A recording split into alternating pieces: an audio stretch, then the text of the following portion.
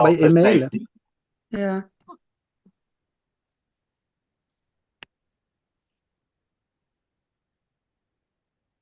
Copy me in as well for safety. That way, if something happens. Mm-hmm.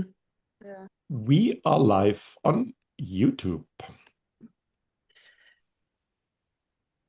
So this is our second round of presentations for 2025 WFTGA's Association Journeys, and we are thrilled to have you with us in our virtual assembly room. So today we have a lot of associations representing different continents. So this is going to be really a marathon, but we are all prepared for it. And the first country presenting will be Spain. Our colleagues from CEFAPIT, excuse me, my poor Spanish, but it's the Confederación Española de Federaciones y Asociaciones Profesionales de Guías y Turismo.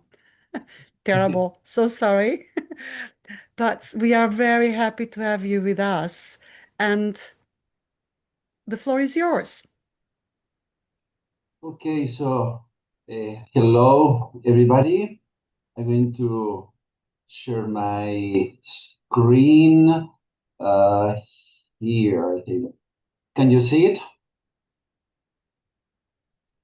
Okay, well, the report, sorry, I wanted to go back at the beginning here. The report for Spain of the Confederation this year, just quickly, since the year 1987, we exist as National Confederation of Associations. On the map on the right, you can see Spain with the red dots are the provinces or regions where we have associations. Only 3 are missing. We hope that next year the whole country will be represented by us. We are about, in total, 1,500 guides with all those associations that belong to almost the whole country. And our main goal is visibility, relationship with the administrations, and high standards of training and quality. We have, like all of you, I guess, national meetings. Last one was in Zaragoza, in the north east of Spain. There was elected a new committee, new friends that we meet, and at the same time, we celebrate the national meeting of tourist guides. In one of the photos, there was members of the convention, the official meeting, but then at the same time, parallel, there is a meeting of guides of the whole country. This year, tomorrow, we'll do it. Next year, tomorrow will be done in Cádiz, the south of the country. So tonight at 5, I will wake up to drive there towards Cádiz. Training courses, mainly 2. Of course, each association has different courses, but at a national level, we've done this year 2 especially important ones. One was the protocol for tourist guides, the concept, categories, and the protocol during the official visits was done by one of our guides from Zaragoza, who is a specialist on this kind of things. And the course we've done for the members of the whole country, electronic invoicing. Next year will be mandatory in Spain, doing the electronic invoicing. Many guys like me still don't know how it works. And so in this meeting, we have the explanation of how to do that electronic invoicing, and special people provide special platforms and for us to use. We, as National Confederation, are part of 2 big umbrellas. One is the National Tourism Board, Spanish organization, so consider there of leading companies, associations, and important entities from the tourism sector. With that national board, we are represented the whole tourism industry before the public authorities. That's why it's very important.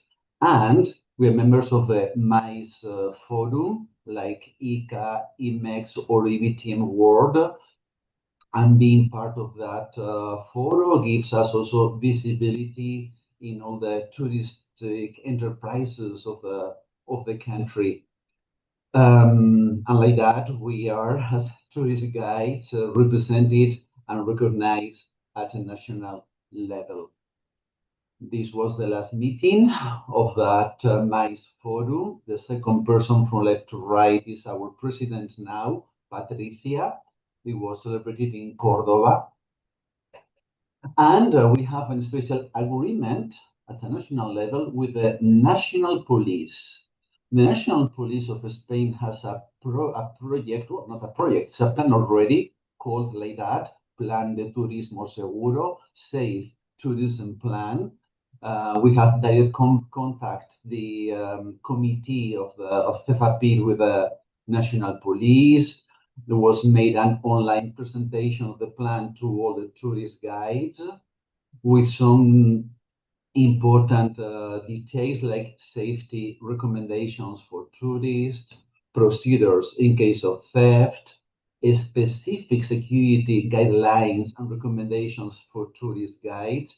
Like that, also we have, the National Police understand better our profession. If we need anything from there, they know what we are talking about.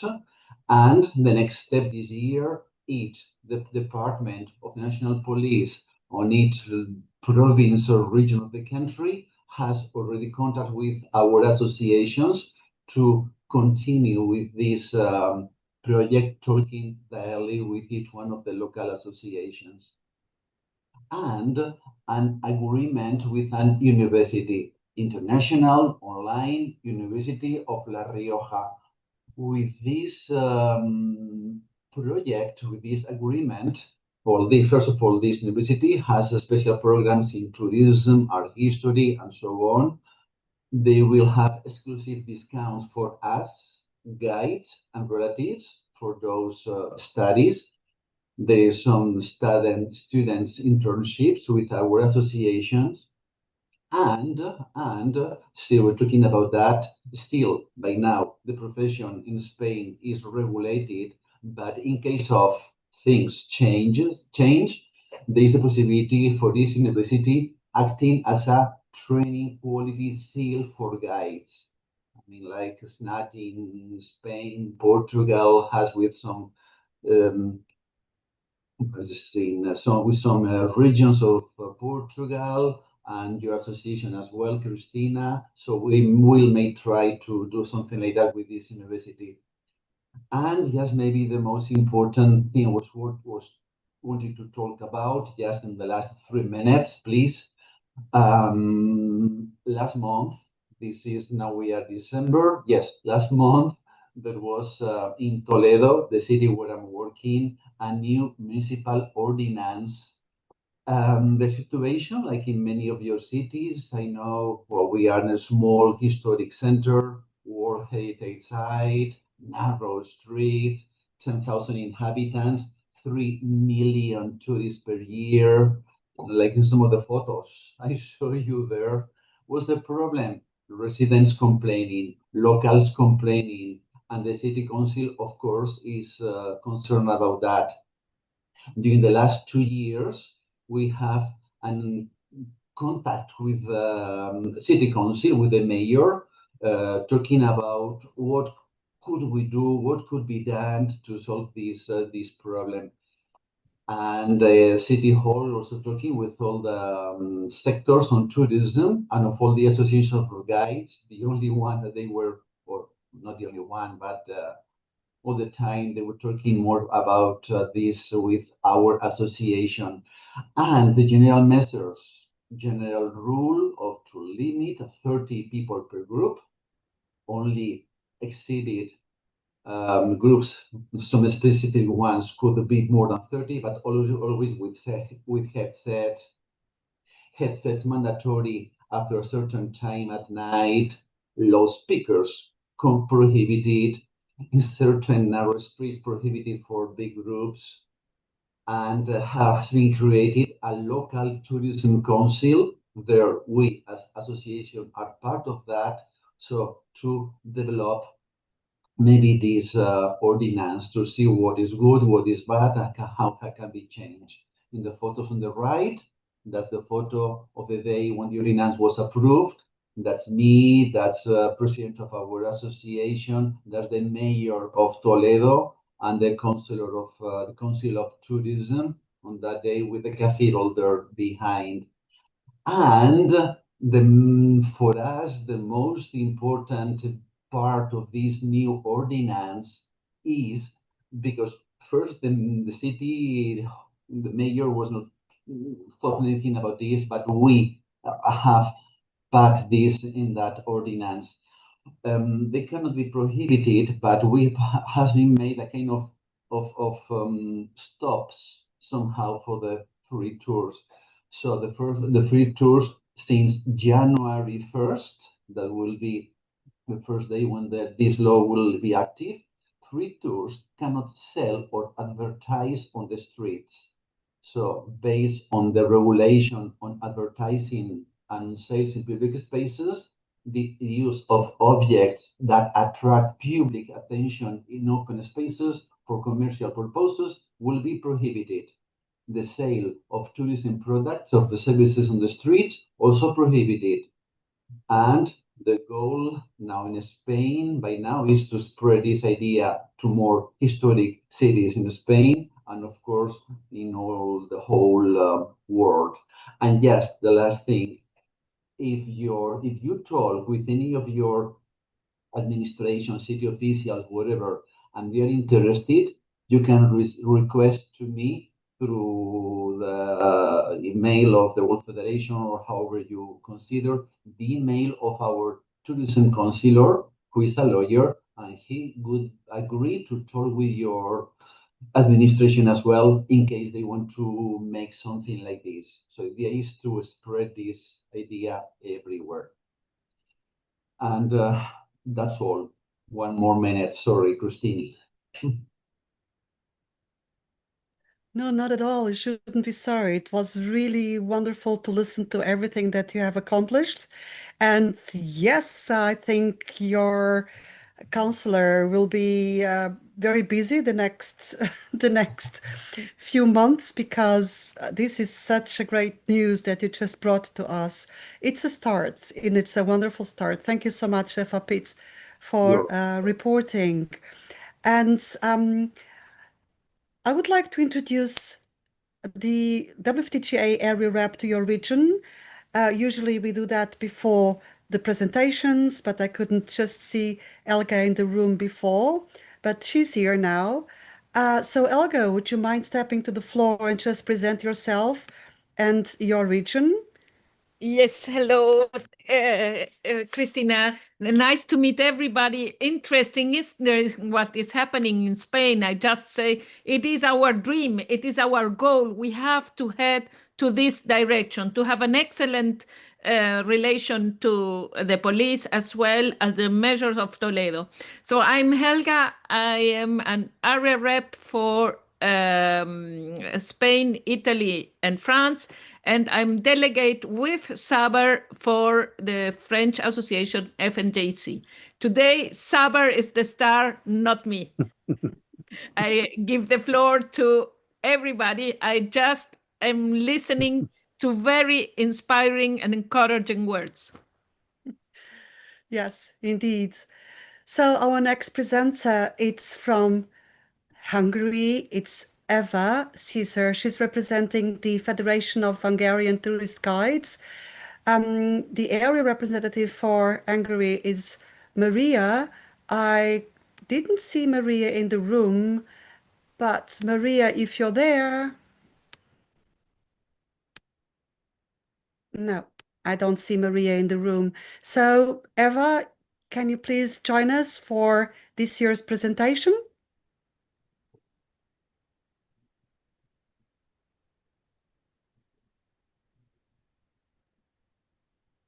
Yeah. Okay. So, can you hear me? Very well. and welcome. Okay. So, hello, everybody. I am really very, very happy to be with you this evening.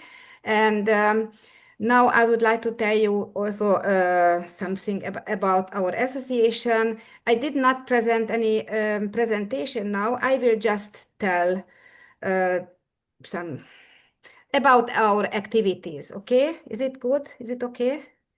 Of Yeah. course, of course.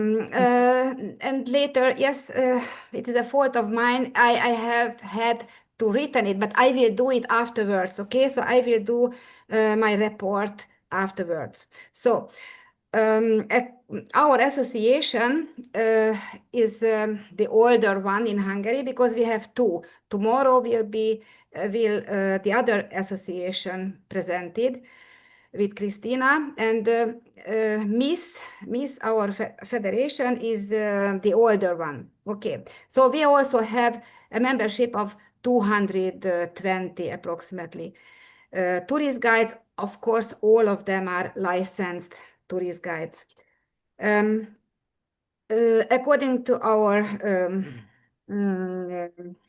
regulations here within our association, we are representing the interest and protecting our interest towards the governmental offices. But also we are organizing a lot of programs every month, which enriches the knowledge of our colleagues. So these are also very popular, our programs. For example, not only in Budapest. Budapest is the capital city, is the biggest city with nearly 2 million inhabitants and a lot of tourists. Yes, also we have many, many tourists.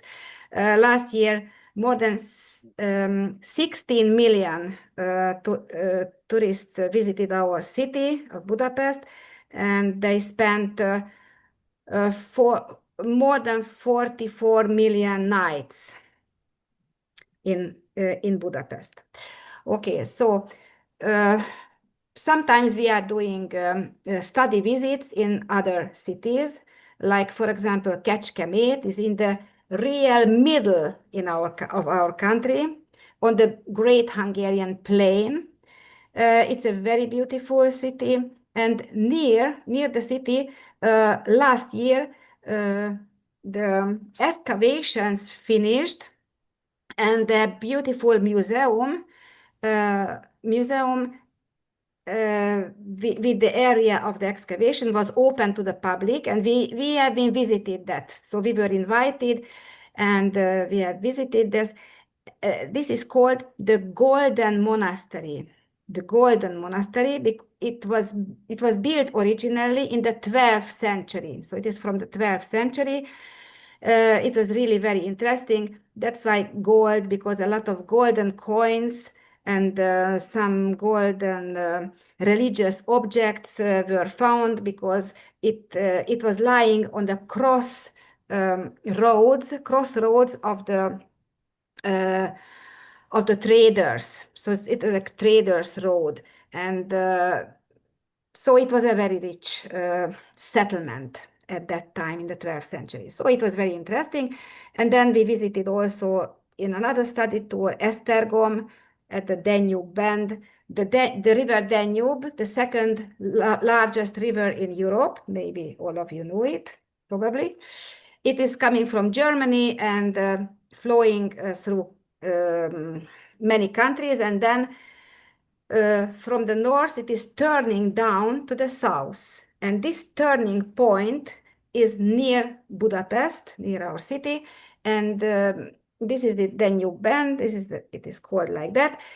It's a hilly area. It's full of mountains, hills, and this is also the oldest historical area, because the very first king of Hungary, who founded the Hungarian kingdom, was born there, and he was crowned there.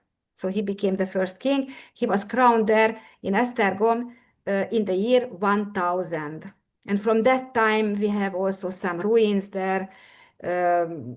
unfortunately, our history in Hungary is used to be very turbulent, you know. So we have only ruins from the earlier times. Okay, so it was also very interesting, and always we are organizing these study tours so that one of our members who are living there in that special city is offering the tour for us, for the members. So it is within our federation practically. And yes, we visited Esztergom as well. And we are doing also, we are offering walking tours in Budapest for exercising, tourist guiding for beginners, for those who are just beginners of this activity, mainly in English or German. These are the two languages. Okay, and then we visited also Székesfehérvár, another coronation city from the Middle Ages. It was also very interesting. And also Martonvásár. All of you know Beethoven? Ludwig van Beethoven? Yes. Beethoven visited Martonvásár, which is 30 kilometers away from Budapest, because there was living a family there, the Brunswick family, who were in a very close and very friendly connection with Beethoven. So that's why Beethoven was several times a guest in this at this family, who were living in a very, very beautiful, not a castle, a mansion, okay? So not a palace, but a smaller one, a small palace, a mansion, you can say. And this is a museum. And now they changed, they made a lot of changes. So it is now an interactive museum with lots of music of Beethoven, for example, but all the letters who were written by Beethoven and his beloved family member of the family. She was a lady. With her, he was in a big love. So, and all these letters we can read and see there. Okay, and then also in Budapest, we visited some museums, like the Kodály Museum. Kodály was a Hungarian composer in the 20th century. He collected folk music in all of Hungary. Even in those small villages he went, and he visited very small villages where these folk songs were almost forgotten. Okay, so he revealed a lot of Hungarian folk songs, and he used those songs and melodies in his composition, in his composing. So Kodály is also, that's why, very famous in the whole world, because he established the method of solmization or a solmization. I don't know if you have heard about that. This is the do, re, mi, fa, sol, la, ti, do, you know, so that music would be easier to learn by children. So it was dedicated for children to learn music easier. And he established also a great network of music schools in our country. So, and we have another museum, the new ethnographical museum, and we were also invited there and we visited that. So we have these programs every month, even sometimes more programs in 1 month. Okay, but not this is the most important activity of us, but the representation of our interest. And dear Eva, there's only 1 minute left. Yes. Okay. So we have a lot of problems, a lot of tasks within our activities we have also a great problem with the free tours. And we are now doing a lot of progress, and we hope that we will achieve also similar achievements as in Spain. Okay. So I don't know, do I have more time or not? Not really. We are just seconds away from the 10 Yeah. minutes time frame. Okay, But okay. Yeah. Maybe one more thing, that we are yes. in close connection also with the tourism board, with the Hungarian National Tourism Board, and there is now a European Union founded project, the enhancement of the digitalization of the small enterprises, and we are also involved as a partner in this project. This Very is very well, important now. Eva. It was really nice. And there are some questions in the chat. So if you'd like just to answer the questions, feel free to engage in conversation on the chat board. I also, of course, it's wonderful to hear about all that you've done, but I really was very interesting as well in the coaching. So because older, more senior tourist guides coaching young ones, that's quite interesting. Okay, and we move on now to another continent. Thank you again, Eva. We leave Europe. We are going to go to the Americas, and I welcome Emma Gonzalez. She will present herself, her region, and the next associations.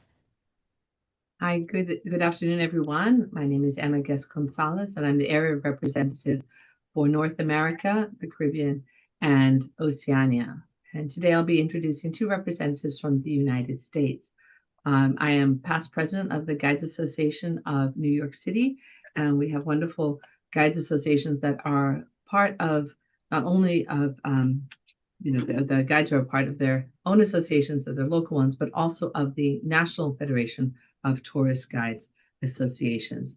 So I'll be introducing Mike McBains from Chicago.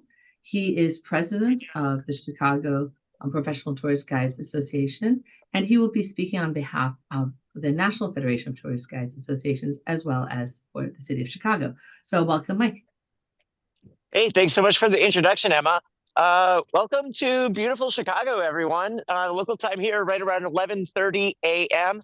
It's about 24 degrees Fahrenheit or 4 below Celsius. So we're in the midst of our winter season. I promise the weather does get nice here in our spring, summer, fall. Let's see what we're going to do. I'm the president of the Chicago Tour Guide Professions Association. We're one of right around 20 organizations that constitute the National Federation of Tour Guide Associations, as Emma mentioned, or the NFTGA. And then I'll mention I'm with the CTPA. So those are the acronyms I'm going to be focused on. Let's see. So in this quick overview, I'll talk about what's going on in Chicago and what's going along with the CTPA. And to do that, let's turn around the camera and we're just going to stroll through downtown Chicago. So first of all, as you may have seen with my festive holiday hat, we're in the midst of leaning hard into the Christmas season in Chicago. This is the official City of Chicago Christmas tree. It is a 6-ton Norway spruce. It's right around 66 feet tall or 20 meters. Chicago goes all out for Christmas. There are so many holiday traditions that you have, whether you celebrate them in Chicago or somewhere else around the world. A lot of them are rooted here with how people shop, how people celebrate. Chicago goes all out for the holiday season. So our spring, summer, fall's wonderful time to visit because of the weather, but December with the holiday season, it's also pretty fantastic. We're currently strolling through Millennium Park. It's part of downtown Chicago's front yard, completed in 2004. It's the most popular attraction in the city of Chicago. It's filled with a lot of series of what I would describe as rooms where they have different activations, different types of activities. So I'll walk through some of those. This one here is the focal point or centerpiece of Millennium Park. This is Pritzker Pavilion. Now you can see they've got scaffolding up because they're doing some maintenance work over the off season, but it's an outdoor concert and event space. It's absolutely beautiful, spectacular. With how you have the sound system, lighting equipment here. So if you're ever in Chicago during the summer season, make your way here. These events are really spectacular, and most of them are free to the public. You might recognize the architecture of the Pritzker Pavilion here. It's by Frank Gehry. He was Canadian-born architect out of Los Angeles, largely, arguably the most famous living architect around the world, up until the point that he just passed away on Friday at the age of 96. So this is part of his landmark deconstructivist style with his metallic blossoming rose that you have here. It's really, really fantastic. And we love celebrating him along with our architecture in Chicago. Now, Chicago is, to give a little background on that, we're the third largest city in the United States with about 2.7 million people in city limits and about 8.5 million in the metro area. Now, despite what you may have heard from President Trump's administration and their constant inaccurate demonizations of Chicago, this is a really incredible city. And we're setting new records for our tourism levels. I'll talk more about that in a second. This sculpture in front of us, this is the most famous piece of public art, also part of Millennium Park. This is known as, its official name is Cloud Gate, but it's a, everyone calls it the bean because it looks like a giant bean. It's a 110-ton stainless steel plated structure. And it's designed by Anish Kapoor, Indian-born artist out of London predominantly. And it's a wonderful piece of art, especially when you go around here and you see how it reflects our amazing skyline that we have. Just absolutely beautiful space. Chicago is the architectural capital of the United States. We've had so many important architectural movements, including the birthplace of the skyscraper, the capital of mid-century modernism, architects shaping design all across the world. And then we also host this, we're currently hosting the Chicago Architecture Biennial. It's right inside that building. It alternates back and forth between Chicago and Venice. And so we have it this year, lots of free exhibits there to check out that are about the contemporary issues of design and architecture. Going back to Chicago's tourism levels, I said that we're setting records despite what you may have heard from the administration or international news. This last summer, we hit the highest number of hotel rooms ever booked in the city's history. And we're one of the three major convention cities that you have in the country. Now, although our domestic travel is surging, international travel has some headwinds in Chicago. Big reason for that is the President Trump constantly getting in trade wars or other fights with international travelers. And a lot of countries aren't traveling to the United States like they used to, especially Canada. Going to quickly how the CTPA fits into everything. It was founded in 1990. We have about 130 independent guides and people affiliated with the industry. There is no licensing requirement in the city of Chicago. So we just have guides sharing an eclectic mix of experiences. We offer quarterly meetings for people to network in person. There's also different types of speakers we bring in. We have in-person and virtual experiences. The virtual ones are often coordinated with the NFTGA. We have job opportunities, weekly email updates. We're very much a volunteer-driven organization because our annual budget's only around $7,000 to $8,000 a year. So it's not much. So we need to have our members step up to really organize and coordinate these events. Some of the big things that we've got coming up in Chicago, we've got the, next year we've got the Route 66 is celebrating its 100th birthday. If you see directly ahead of us, we've got the Art Institute of Chicago. That's where Route 66 starts, probably the most famous thoroughfare in the United States. Connects us to Santa Monica, California, in the southwestern part of the country. So the 100th birthday of that is going to be getting a lot of attention next year. We've also got the country as a whole celebrating its 250th birthday. That's also known as America 250. So there are going to be a lot of special events celebrating that milestone birthday. And then finally, a big event that's going to be happening next year is the opening of the Obama Presidential Center. Contemporary American presidents, they typically get like kind of a presidential library, and that's going to be opening on the city's south side next year. So that's going to be a huge major opening that we have. So that's a quick overview of what's going on in Chicago, what's going on with the CTPA. I'm happy to answer any questions. Otherwise, thank you all so much for your time to feature Chicago. Oh, no, we thank you, Mike, for this lively presentation. It's always a pleasure to have you on our association journeys because it's so out of the box. But everything works, everything works. And we heard everything that's needed. And also, we saw the beautiful downtown Chicago. Yeah. And next year, it's also the soccer World Championships, and it'll be all through the United States. So, yeah, lots of events. That's right. So Emma, now we have somebody else. Thank you again, Mike.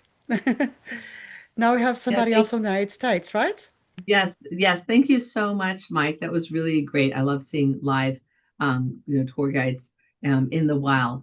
Right now, I'll be introducing Marianne Ruan, who is the president of the Association of Philadelphia Tour Guides, known as APT, and she'll be speaking about what's happening in Philly, especially as it deals with America 250. Which is just around the corner. So thank you for coming, Marianne. Take it away. Thank you, Emma. Let me share my screen here.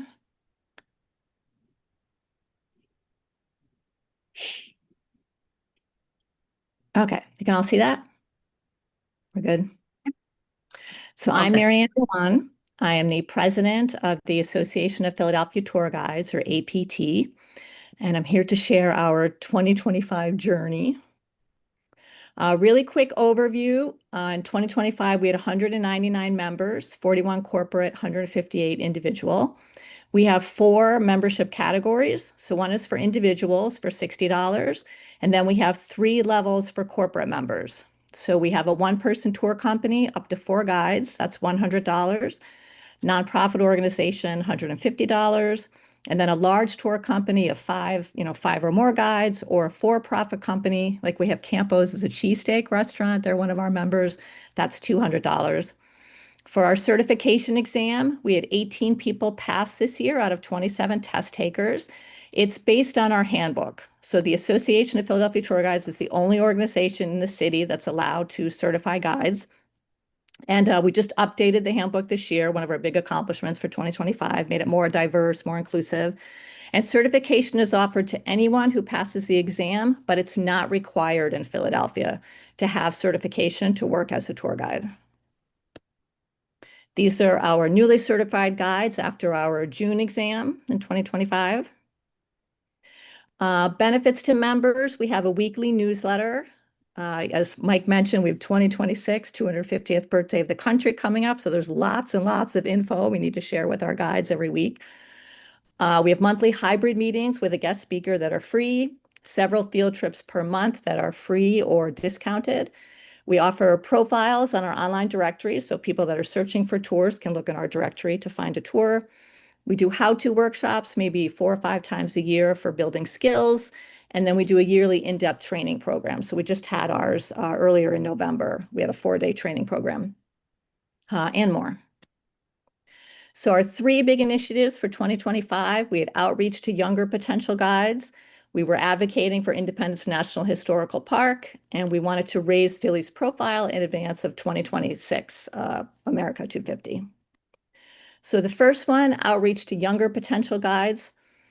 We're an aging organization. A lot of our members are retirees that had a career and then retired, and they're looking for some, part-time job. They love the city, love sharing it with guests, but we're kind of aging out. So we had 2 really prolific members who died last year.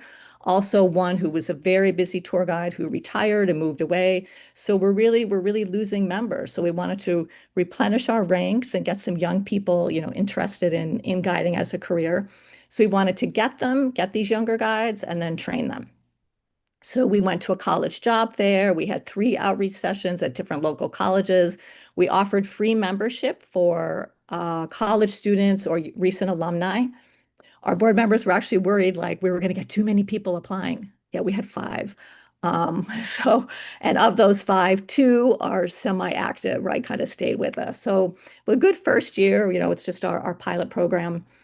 And we found out when we had a mentorship meeting about how were we going to train these new guides, offer them a little more support, these younger guides.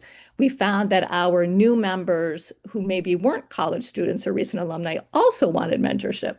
So we started a new orientation program just about our organization, our meetings, our website, our resources, another session on how to get started as a guide, particularly with commercial use authorization, right? That we need this permit we need to interpret in the national park.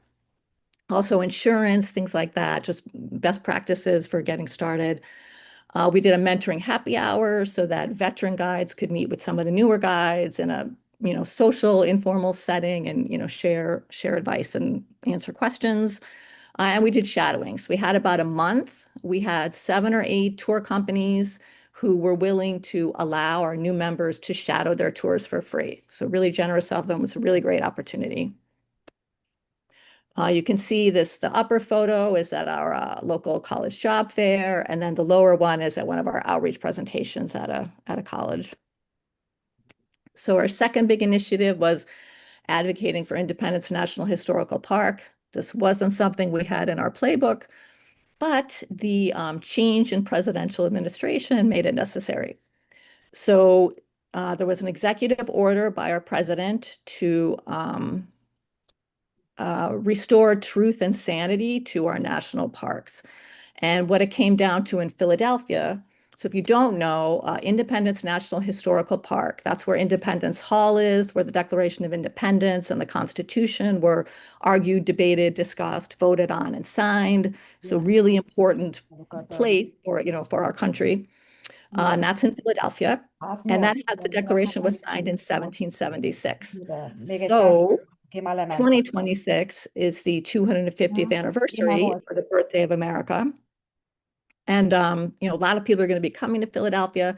And one of the sites there is where President Washington, George Washington, he was our first president. It's the house where he lived. So kind of our first White House. Philadelphia was the capital from 1790 to 1800. So we were kind of the first major capital. New York was also, a year before us for 1 year. But this house, it was torn down, that President Washington lived in, and John Adams, the second president for 2 years. It was torn down, and we have a memorial on that site. And the local Black community in Philadelphia rallied to create this memorial, to get the funding for it. So from local, state, and federal officials. And it's called Freedom and Slavery in the Making of a New Nation. And one of the things the current administration is particularly unhappy about in signs at national parks are references to slavery. So I think regardless of political affiliation, every tour guide should be upset at any attempts to revise history, right? Or to not tell the full, complete history. So at APT, we developed a position statement regarding the changes to national park signages. We don't want anything that is less than the full, complete truth. And we did a mailing to elected officials. So we gathered gift certificates. I think I had 21 or 22 members who were willing to donate tours to city, state, and federal officials. We prepared a gift certificate. We put a copy of this position statement, and we put a link to our suggestions to fix Philly. So there was a journalist in Philadelphia who had requested suggestions for how to fix Philadelphia in advance of 2026. So APT got together, a bunch of 15 of us, collated our suggestions, sent them in as a group, and we sent that off to all of these different officials. We also did History Matters, talks with tour guides. So you can see at that 1, 2, 3, 4, 5, those are sites at Independence Historical Park. So we had a guide stationed at each site, which were the President's House, Liberty Bell, Congress Hall, Independence Hall, and Old City Hall, just all parts of the park, to tell underrepresented stories. So mostly Black history, but we also told women's history, LGBTQ, Indigenous history. Just make sure those stories don't get lost if all the signs and things are going to be changed. At this point, it's just a threat of changing the signs. They haven't changed them yet, but we're sort of actively advocating to keep the true history. These are some pictures from our talks. You can see the picture on the left with Bill there in the blue jacket. Those people are in line to look through the window at the Liberty Bell because it was closed during the federal shutdown. So all those people in line, they were kind of a captive audience for our talks of underrepresented history. And then raise Philly's profile in advance of 2026, America 250. We had the NFTGA, Mike was talking about that. That's our National Tour Guide Association. We had a conference in January that was held in Philadelphia. So Judy Smith, some of you may know, did a fabulous job organizing that, one of our members. Homecoming 250, 2025 was the birthday of the founding of the Navy and Marine Corps. So they had big celebrations in Philly. We worked in collaboration with them to offer tours, naval and marine themed tours to all the guests that came to town. We rolled out our social media finally. We had a disgruntled member who kind of stole our past social media sites, so we had to recreate them all. We're low on content, but we do have presences now in all the major ones. The Fix Philly, when we collated all of our suggestions for the city, we sent it off to the mayor's office along with city council members, and the mayor responded that she wanted to have a meeting with us. Now, she's not going to have the meeting, but the director of 2026, Michael Numis, reached out to us. We're still waiting for that meeting to be scheduled, but at least they noticed it and, and responded, which is good. So we're getting some attention, or, our ideas are being looked at least. We're doing institutional collaborations with the Convention Visitor Bureau. I went to the International Association of Tour Directors and Guides, their conference, I think 2 weeks ago. Just networking, talking about Philadelphia to raise the professionalism of our own guides, as well as raising Philly as a destination for people to visit. And then this 250th anniversary, it's called the Semi-Quincentennial. So semi-quin, like half of 5. And we have merchandise. So Phillytown 76 is one of our corporate members. These 3 designs you see on the screen were all created by APT members. So there's t-shirts, mugs, stickers, magnets. If you want to feel excited about the 250th birthday of America, we're trying to stay excited here. But that's on the Phillytown 76 site. You just click on the APT logo. And thank you. If you have any questions, put them in the chat. Be happy to answer. Yeah, well, I'm almost without breath. So because it was such a lot in such a short time frame, and I really thank you for keeping up to the time frame. But yeah, well, what a lot. You've done a lot and some very good ideas. We can learn from you. Thank you so much, Marianne, for being here. I think it's the first time you're in the association journeys, but it was really a pleasure to welcome you. And I'm not sure if you're going to Japan. If not, we'll meet over there. Otherwise, you'll have a lot to do next year. And oh my God, it was really nice meeting you online. Thank you again. And now we come back to Europe. And this time we are going to France.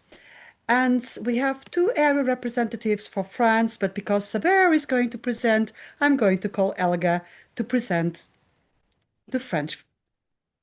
So yes, today the star is my colleague Saber. And I have to say, not only he's my colleague as an area rep for different countries of Europe, he's my co-delegate for WFTGA. And being volunteering, and you all are volunteers, and you know how much time it consumes energy sometimes.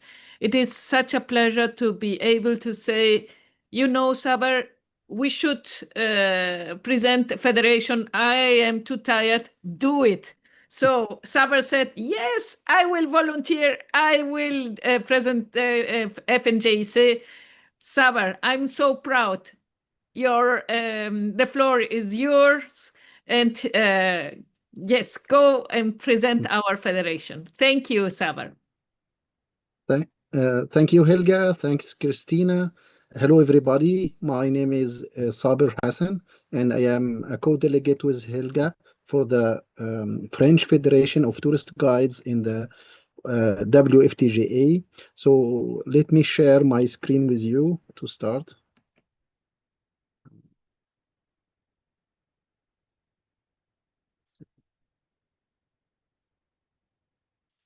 So if you can see the screen, So our federation is called Fédération nationale des guides interprètes et conférenciers. As you can see, our logo is two letters, the letter C and the letter G together. G means guides, C means conférencier. As you know, in France, we don't call tourist guides. We want to make it more prestigious. So we will do it like guide conférencier. So the FNGC, it is the French Federation, we call it FNGAC. It is founded in 1981. So as you can see, the age of the FNGC is more than 45 years now. And the French Federation helped to found the FEG, the European Federation of Tourist Guides. And the FNGC is a member of the European Federation of Tourist Guides, and in the same time a member of the WFTGA. So now in 2025 we have around 1,898 tourist guides members. We have two kinds of members. We have direct members, that means a tourist guide can contact the federation to be a member, directly a member. So we have around 969. And we have also associations. Most of associations, local associations in France, they are members in the federation. So their members become like indirect members. So we have around 929 members. We have a new board in 2025. So we have a new president, TU, as you can see in the picture, and the association is administered by a board of 10 elected members. All of them, they are volunteers. So we have two vice presidents, Marie-Anne and Simon. And for sure, we have Helga also is the treasurer of our association, and we have a general secretary called Caroline Weber, and we have 7 administrators with us, as you can see upon the left of the picture. You can see all of them. So the FNGC is working in 3 main axes or 3 main lines: promoting the profession, improving the daily life of guides, and federating the tourist guide associations and tourist guides. So, for example, how the FNGC is promoting the profession. For example, they contacted the media. We have a TV channel called TV1, and also newspapers, and we have articles in these journals. And also the FNGC started a podcast called Colombia, as you can see upon the right of this slide. So Colombia is a podcast, and you can go to Spotify. And they started this Colombia in the summer 2024, when we have now 3 seasons. Can you imagine? We have 31 tourist guides participated, and we have more than 38 chronicles. So if you want to listen to them, you can go, and they are for free. And as you can see in this, how we promote the profession too, as I told you, we contact newspapers in Paris, because the federation is based in Paris. As you can see, the most famous journal is Le Monde, and they wrote an article at the end of November 2025. So it is a new article called talking about our profession. And as you can see upon this article upon the right, you have our president, TU. This is article about what we do in Paris. So the second axe for the FNGC is improving the daily life of guides. So how we do that? So the FNGC is contacting a lot of institutions to defend the conditions of the work of the tourist guides. So they contact the Ministry of Culture, they contact the Ministry of Economy, they contact the Ministry of Education.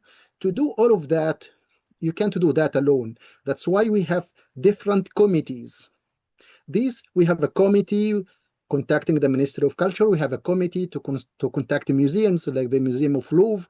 We have a committee contacting the city of Paris. We have a committee contacting for example, the circulation of passes in Paris, and so on and so on. All of these committees, they are volunteers and they are making reports to the main board, and we make meetings, online meetings, and sometimes to discuss about all of that. And also, as you can see, all of you, I heard my colleagues before in Spain and in many places, we have free tours and we have also greeters. So we have also a committee called Free Tours and Greeters, and they are also following this subject. After that, we are federating the tourist guides. How we do that? As you can see, upon the right, we have I love my tourist guide. As you can see, I have this bin here. We distributed more than 1,500 bin like that in all over France. So as you can see, I, in English, love my guide conférencier, as you can see.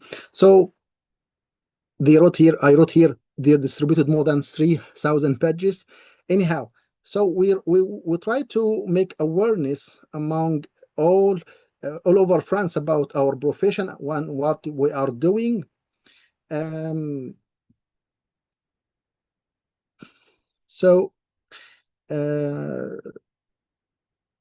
the same time, the WFTGA is organizing every year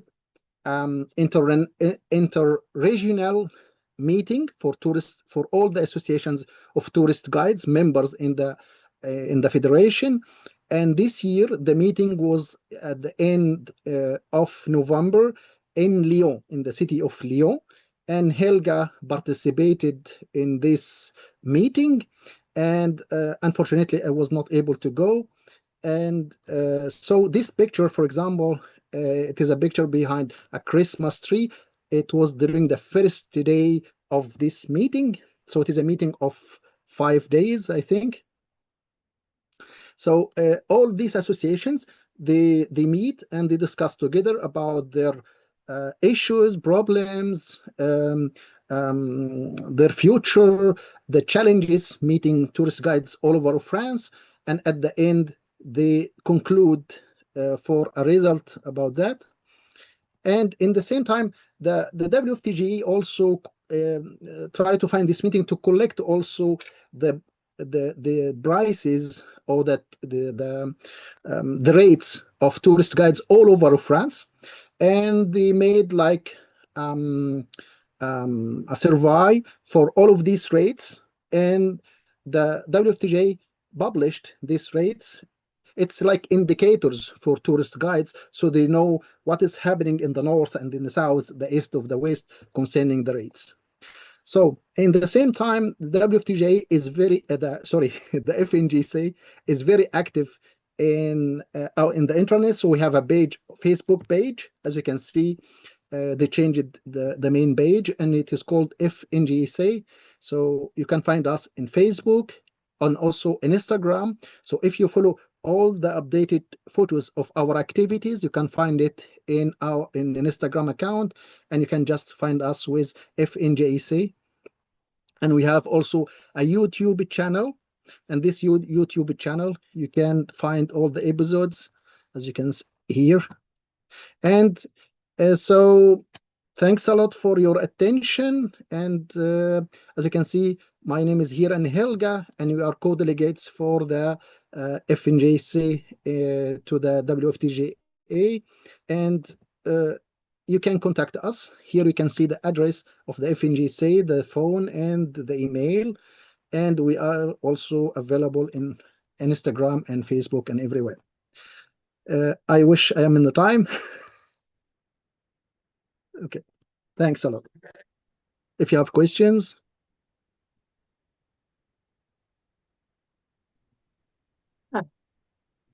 Hey there, I'm trying to get myself up. Sorry, something going a little bit wrong here. Thank you very much. Sorry about that. Something went a little bit wrong.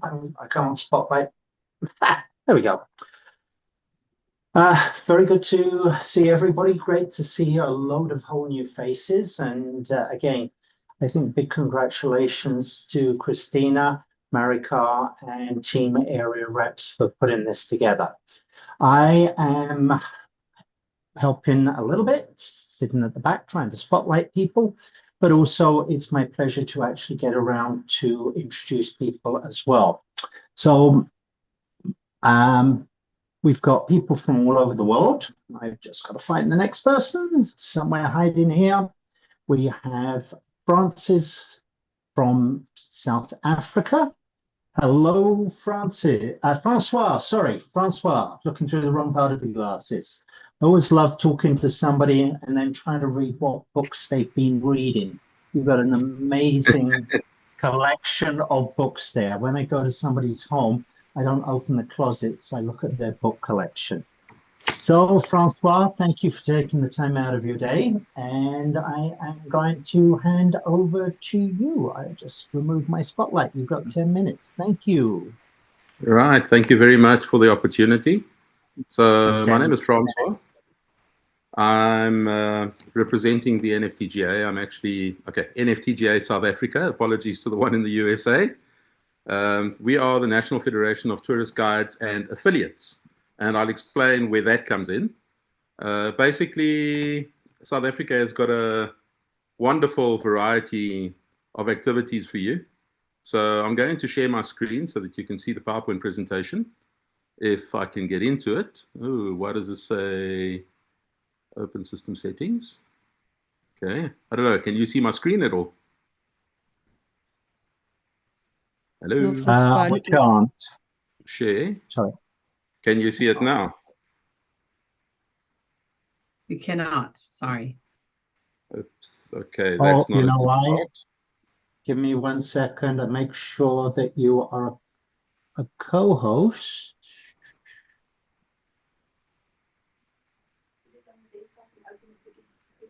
I've got it on the desktop. I know. I can't. You've got to be a co-host to share, and I can't appear to make you a co-host.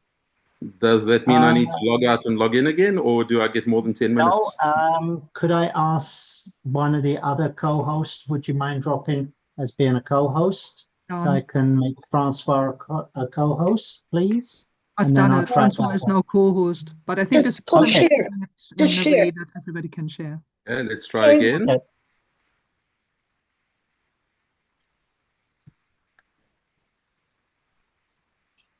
It's not happening. Okay. Are you clicking on the little green share at the bottom of your page? Yes, I've clicked on the little green share. Do you have multiple monitors or screens open? Not exactly. Let's see. Sure it'll say 1 and 2, and you want to highlight the second one, the one that has your presentation on it. Well, that's what I'm trying to do. It doesn't want to allow me. English order. Francois, if you want to email me a copy, I can try and run it from my end. Okay, James, I'm going to try and load it onto a new desktop and see if that will work. May I just suggest something? I'm so sorry for stepping in. Yes. Could we just try for James and you to work through this problem, and in the meantime I can ask somebody from our next presenters? And do you have time to stay with us for another 20 minutes, Francois? Yes, I've got time, no problem. Okay, so in that case, we'll try to sort out your video presentation. Maybe you can send it to us and then we can share it on our own screen. And I will call to the stage now Turkey. So, different continent again. We are very pleased to welcome you, and I hope you can share your screen. Thank you, Christina. I'm not gonna use PowerPoint, so it's gonna be like better in the sense that we don't have to deal with it while you guys are just fixing it. Can you hear me well, by the way? I have some connection problem. Can you, Francis, hear me? Fine. We can hear you, yes. Okay, fantastic. I will just try to keep it as short as possible. My name is Mustafa Seyit. and I'm here to introduce you our association, History, Culture, Tourism and Guides Association. And our association was founded in 2018 and has been acting as a fraternity that aims to unite highly experienced and specialized professionals with aspiring young guides who show great promise. We have more than 60 members of our association.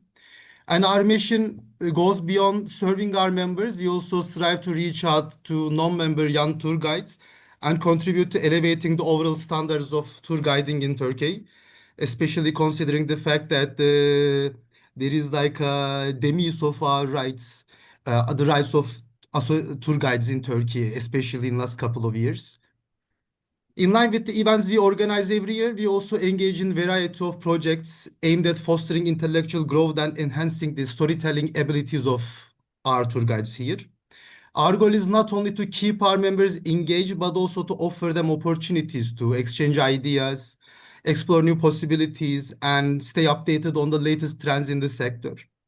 For example, this year, as in previous ones, we participated in initiatives focused on, as I said, fostering the quality of guiding in Turkey, promoting intellectual development through conferences, discussions, and seminars. One of the most significant events for us this year was the extensive renovation of our association headquarters in Istiklal Avenue in Taksim. The renovation has given us a fresh new space that meets the needs of our current activities and allows us to host a variety of new events and initiatives. Since the renovation of our association, we have been hosting numerous activities and let me explain this first. One particularly important milestone for us this year was the proposal we submitted to Turkish Tour Guides Union to celebrate the birthday of a famous author from Turkey named Cevat Şakir Kabaağaçlı. His pen name is Fisherman of Halikarnassus, as Tour Guide Day, because Kabaağaçlı is considered the first professional tour guide in Turkey. And this year we celebrated his 135th birthday. And now his birthday, April 17, is now recognized as a special day for guides across Turkey, thanks to the initiation of our association. And between February the 21st to April 17, we organized a series of talks and events to honor this occasion. The events included a guide tour and commentary on the roof of the Grand Bazaar by our president, or reunion with former guides, and as I said, series of presentations, for example, the history of Turkish coffee, or tour routes in Iran, or the cultural significance of the Kurdish New Year, which is called Nevroz, and look into the life of the fisherman of Halikarnassus. These events not only attracted current members, but also drew attention of many prospective guides, further fostering a sense of community and collective growth within the guiding profession.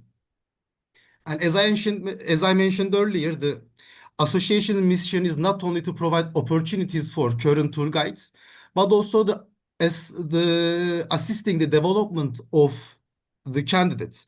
For example, in Turkey, in order to become a tour guide, a licensed tour guide, one must fulfill certain legal and educational requirements. For example, Turkey is divided into 7 regions based on its diverse physical geography. And in order to become tour guide in each of these regions, candidates are required to participate in region-specific vocational tours. And these tours are mandatory, and they're organized by universities that have tourism studies. And their curriculum must be approved and monitored by the Ministry of Culture and Tourism. And in 2025, several members of our organization, including board members, had the opportunity to serve as instructors for these vocational training programs. As I said, the aim is not only to ensure that candidates meet the legal requirements, but also to provide them with the knowledge and skills they need to excel in their careers.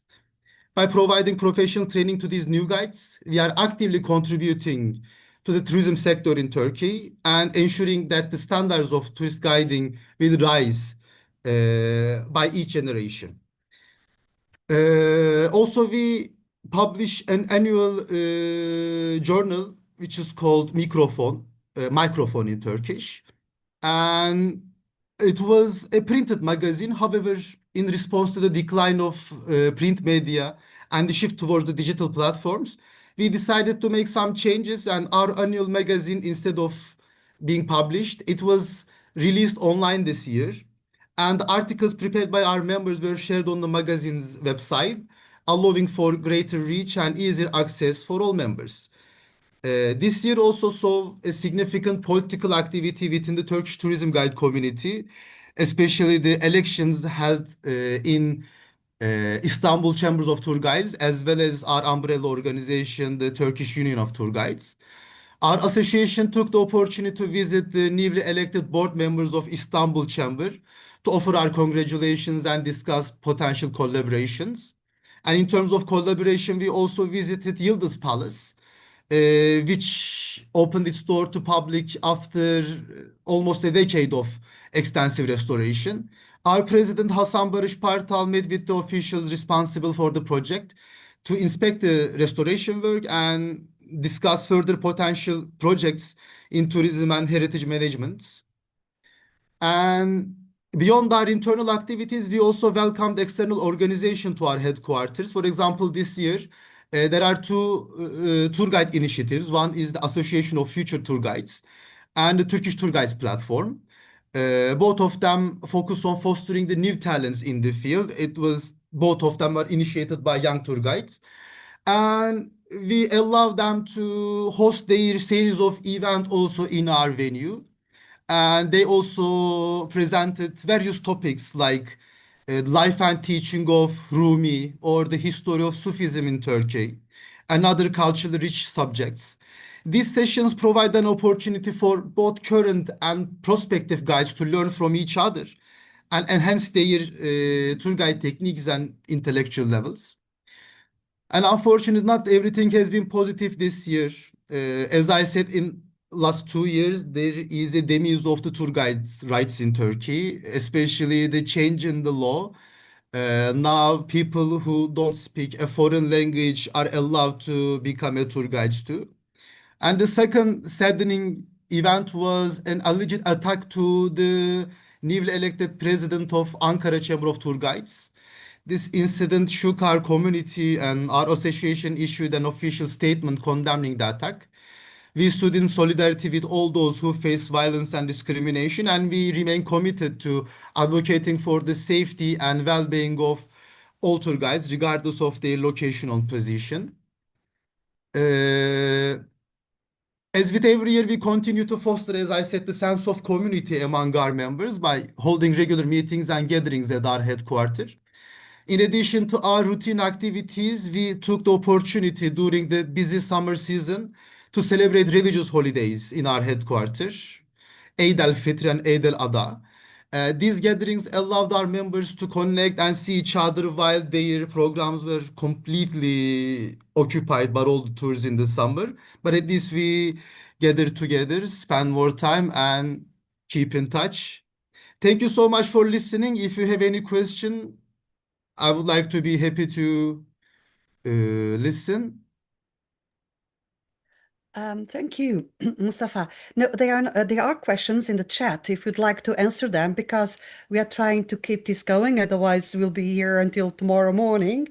Okay. But we can always communicate through chat. I'm actually reading some of the questions, so if you'd like to answer, it's completely fine with us. The chat is there for that purpose, so that we can communicate. And again, thank you for participating. It's really nice, and very sorry to hear about what happened in Ankara, but let's keep the fingers up and try to do the best for our profession and for showcasing it, and you're doing just fine as far as we heard. So now we have Francois back.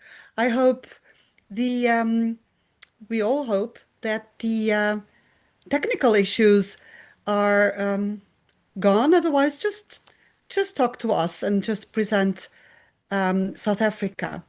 Welcome back, Francois. Thank you. Yeah. Okay, so I haven't been able to email it. It's a little bit too big. I was about to do that. But we're going to try and do the sharing. Let's see if it will work this time. And it says here, desktop,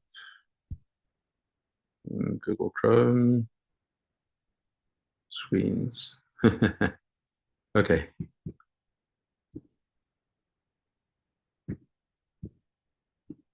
No, this is not working. Let's try and... I'm just going to drag it onto the same desktop and see if it will work.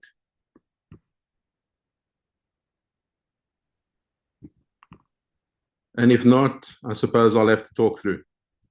Let's try again. Share. Entire screen. Doesn't allow me to share the desktop. No. No, we're not seeing it. Very strange. Open system settings. Well, okay, it's not Microsoft, it's Apple. That could be the reason. Anyway, let me take you through to the presentation and explain what it's about instead of showing it to you, because otherwise I'm going to be wasting all day. So I wanted to show Mike from Chicago a little picture, because we also have snow in South Africa, sunny South Africa. But basically what I wanted to explain is that the NFTGA went away from the standard model of a tourist guide association made up of tourist guides, representing tourist guides, to an industry integrated association with an exco that consists primarily of tourist guides. So basically what we did is we structured it so that we could include an overview of the whole tourism industry, a little bit like the Guide Conférenciers in France is trying to do. And we integrated ourselves with industry to be responsive to government. Now, the reason we chose this model is that there is something called the Tourism Act of the Republic of South Africa, Act number 3 of 2014. And this act specifies that the guide profession has to be regulated.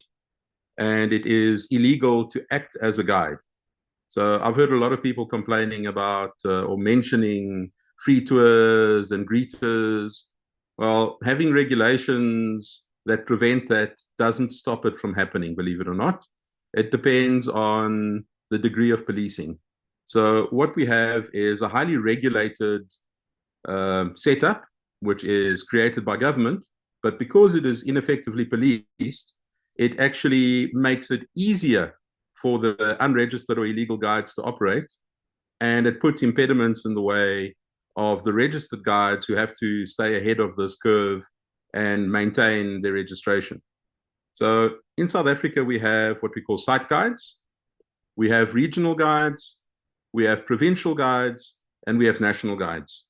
And one of the problems of illegal guiding is that some of the site guides who are registered operate beyond their scope as national guides, which to me is pretty much as bad as an unregistered person operating as a guide. The other factor that complicates the situation in South Africa is that because our country is so diverse, to put it into perspective, we're looking at a country that's the size of France and Spain put together, with our largest national park being roughly the size of Belgium. So what we have is an environment that includes coastline, it includes deserts, it includes savanna, and obviously it also includes cities with cultural activities and mountains where you might want to go hiking.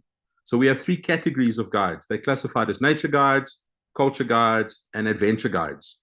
And some guides are actually registered in multiple categories. Now, the Tourism Act creates an environment where the government can actually set regulations for competence and a code of conduct and ethics. So what we decided to do is that by joining up with industry, we wanted to create an environment that would be a unified voice for all South African tourist guides through the principles of inclusivity, sustainable development, job creation, and a personalized career path. And we had to bear in mind that we envisaged an NFTGA which was structured and empowered and able to achieve this through integration with industry and responsiveness to government. So what we did to make this possible is we created an exco consisting of registered tourist guides who had additional business interests in tourism, such as guide training service providers or small tour operators or even wheels operators. A wheels operator is somebody who operates vehicles. And then we added one representative from industry from an association called SATSA, which is the Southern African Tourism Services Association, They represent hotels, tour operators. So they are also on our EXCO, on our board. And then we went and created a steering committee, which includes representatives from different guide associations, the South African national parks, the largest tour operators, and some of the smaller tour operators from various provinces. And this then allowed us to leverage the power of industry in support of tourist guides to present a unified voice when lobbying government. Okay, so that was the process. The first thing we did was establish the mutual cooperation agreement with SATSA, with the Southern African Tourism Services Association. We then promoted collaboration with government, National Department of Tourism, and then we set up a presence on Facebook to be able to reach out to tourist guides. After that, we went and got membership of the WFTGA, because that makes us a globally acknowledged player. And we registered a domain and created a website, which unfortunately, because of what happened in 2020, we lost during COVID. And we have now reacquired 2 domains and will be doing new websites in 2026. Now, the regulation of the tourist guides by the government, we decided, how can the NFTGA contribute to this? And the first step is by being responsive to the needs of guides and assisting them, and also being responsive to what the government wants and assisting the registrars. The second one was looking at the regulations for competence and code of ethics and providing inputs into those, because there will be changes coming in the following year. And then assisting with issues where we need to mediate between tour operators, guides, clients, to avoid escalation so that it does not lead to disciplinary issues with guides. So it all started beautifully. We registered in 2019. We started in 2018. 13th of March 2020, we did a presentation at International Tourist Guides Day, invited by the Department of Tourism. And a few days later, we had lockdowns. So we switched into crisis mode, and the NFTGA became an association that looked for donations and distributed food parcels. We also assisted the government with tracking down guides so that they could provide funding. It wasn't significant, but a little bit of money is better than no money, especially under those conditions. So we assisted the government with that. And afterwards, during 2021 and 2022, we moved into tourism recovery, and we participated on several webinars and work groups for protocols to assist guides and to provide security and safety. Then 2022, we went back to business as usual, and we started identifying where we could advise the National Department of Tourism from an industry perspective. So very importantly, because we have this wide diversity of guiding activities, we have guides in small villages who are not specifically highly literate, and we wanted to make access to the guiding career possible at basic entry levels for site guides. But we also wanted to make guiding something professional to ensure a quality tourist experience at the high end. So recognition of acquired skills and specializations is something that we want to promote, but not allowing for shortcuts that will lead to mediocrity. And then we also want to assist in finding which critical skills are needed in the guiding industry and how do we get these recognized. One of the main ones with foreign tourists is obviously languages. There is a big shortage of foreign language guides in South Africa, and we're trying to address that. And then the next priority is the tourist guide qualifications, and I'll explain that on my next slide, which I'm talking about. But the illegal guide issue, we decided to tackle via the carrot, not the stick. So instead of doing enforcement the way the government wants to do it, we wanted to make guiding more attractive so that the illegal guides would want to become professional guides. And that brings in another topic, which is the topic of professional guide bodies. So if I look at 2023, that was the year of tourism safety and security, basically.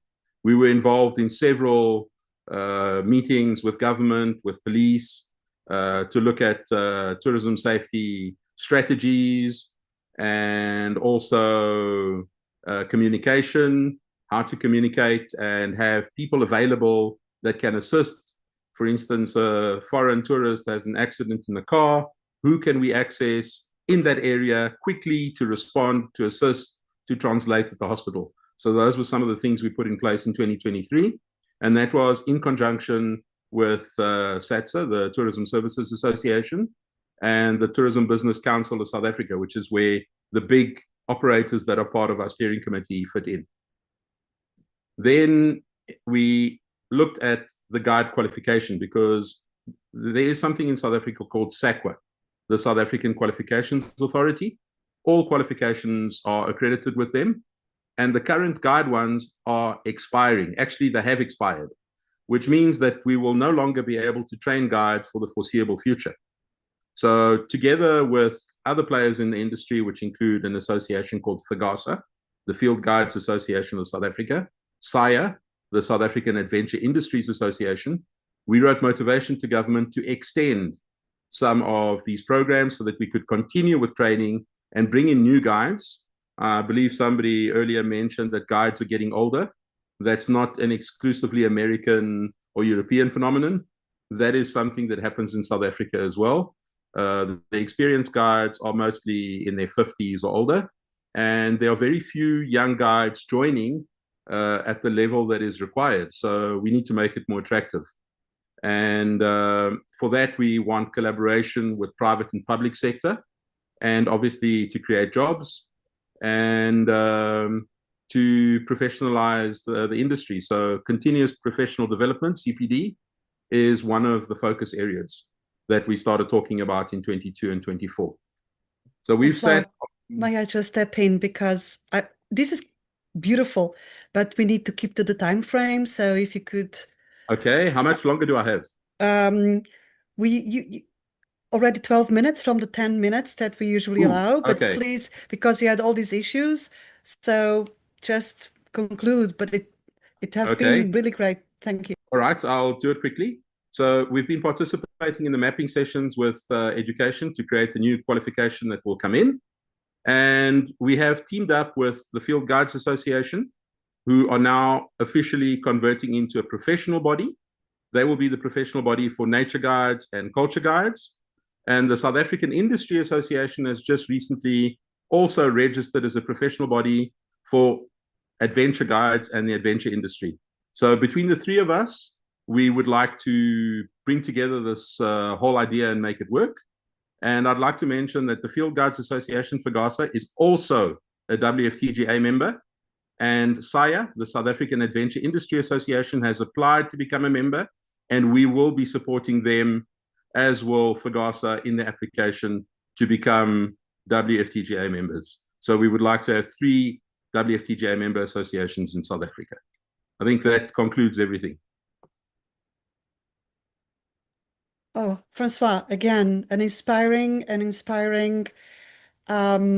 presentation. There's so much to learn from what you just told us, and how some of us can move forward in the future, because sometimes we are stuck with ideas, but really it has been really very helpful. Thank you for sharing all that you've done.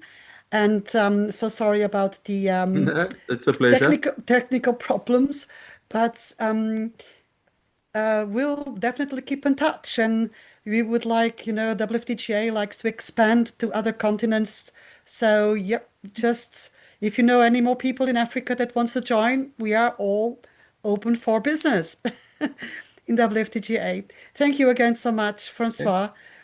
And now we are coming back to the old continent, to Europe, and to my home country, Portugal. And I would like to introduce Alexandra to you. Alexandra is going to present the oldest national association. They are going to be 90 years old next year. So Alexandra, it's a pleasure to welcome you, and the floor is yours. Thank you.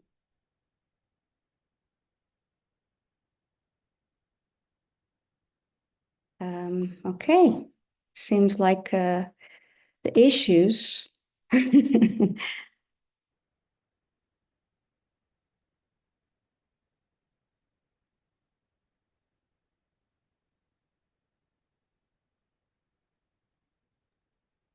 So you also have issues with sharing your screen? I am having issues with sharing my screen, so maybe not to delay anything, I will just, present ourselves. If you don't mind, Christina, this way we want to just delay things. So as Christina told you, thank you so much for having us today. We are the oldest tourist guides and tour manager association. We were founded in 1936, so we have the beautiful age of 89 years, about to turn 90 next year.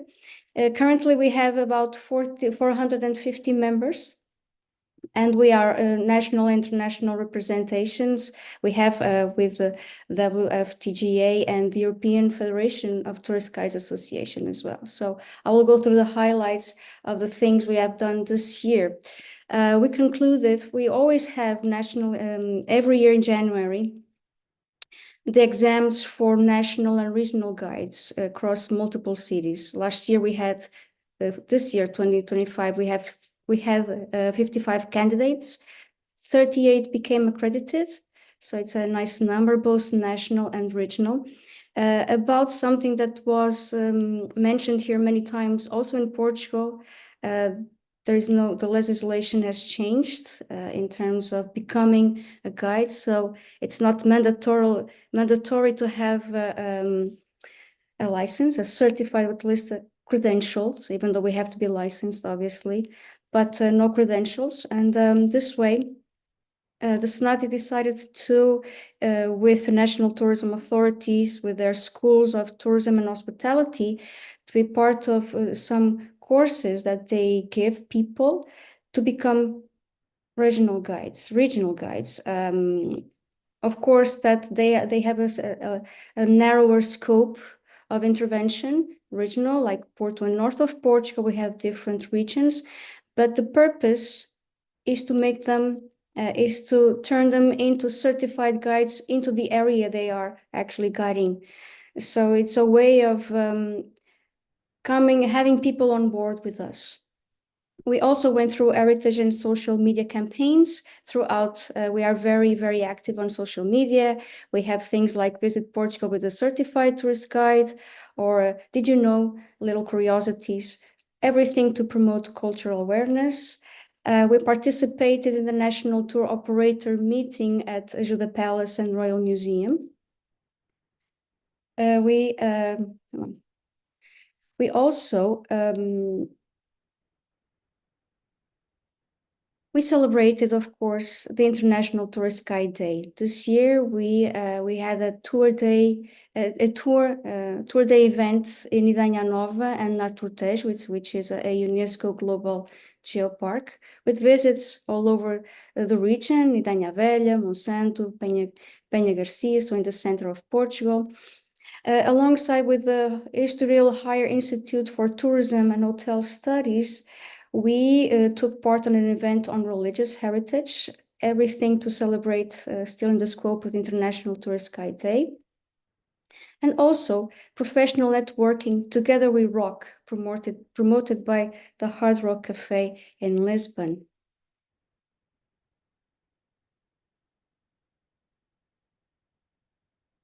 We launched the new logo. I wish we could see it. And we also participated annually, we always do, in the Lisbon Travel Market that happens every year in March usually. And we started this fundraising for Guide Dog. We have in 2020, during the pandemic, we created a new department within the association, which is called For All. Guias Portugal for All. So Portugal, Guides of Portugal for All. It's a department which tries to be more inclusive and is dedicated mostly to tourists with special needs. And so in partnership with the Porto School of Hospitality and Tourism, we organized a charity dinner that had the purpose of raising funds to sponsor a guide dog at the end of this year. So in December, we're going to do something about it. We already have one. It's called Scooby, which we sponsored in 2023. So now this year we'd like to sponsor another one. And we also have a representative appointed for the WFTGA for the community of Portuguese-speaking countries, which is called Lisal, which is our member. Also, we were part of many seminars, but in this case with the Department of Tourist of Guides for All, invitation of the Higher Superior School that I mentioned already, tourists with special needs. We always try, this department, to its initiative to give me more insights into inclusive practices and accessibility in tourism, and also reinforces our engagement with higher education institutions. We participated in the Porto Municipal Tourism Council. Porto, as you know, is the second largest municipal area in Portugal, which demonstrates our commitment also to participatory, responsible, and professional approach in the development of public tourism policies. We have a new academic partnership with the Higher Institute of Management, and we launched, following some conversations dating back to 2024, the launch of monuments and museums certified guide access pass. September is the month when we celebrate the World Tourism Day. And so we did, at the invitation of municipality of Vila Nova de Famalicão, we were part of an initiative which is literary tourism, which is a new path for sustainability and local development that they are trying to develop. Also, participated in the Accessible Porto project, so an initiative aiming to enhancing the city's inclusivity for all. In October, we decided to go national with a petition to ban megaphones or loudspeakers during guided tours, which is something that we are seeing more and more, unfortunately. We share this across our social media channels. It's to encourage more sustainable and respectful practices in tourism, trying to give our guests, our visitors, a better experience, minimizing noise disturbances in public spaces and heritage sites. November, this is the beginning. This month, we started our SNATTI cultural journeys for 2025-2026. It's a period when until March, so from November until March, we have multiple practical and experience-based training sessions, both on-site and online with thematic webinars. We also participated this month of November in new partnerships that came out from the London participation at the World Travel Market, and we held the second annual meeting. And so we reinforced our national and international presence, continuous communication campaigns. We are expanding our training programs. It was a highly productive year, so we are also celebrating next year the 90th anniversary of SNATTI.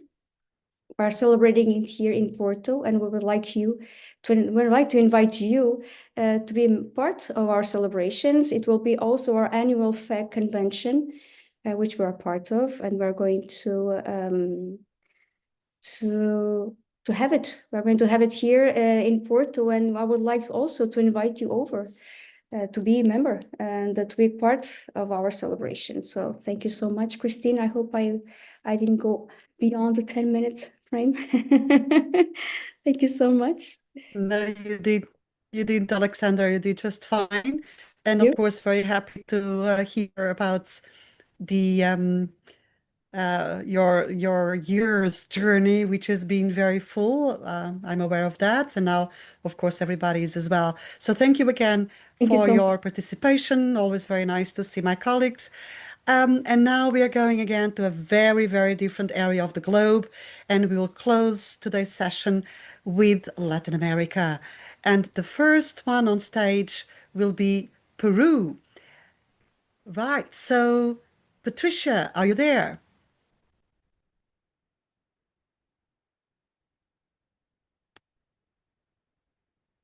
Okay, Patricia, I know you are here because I see you on the screen.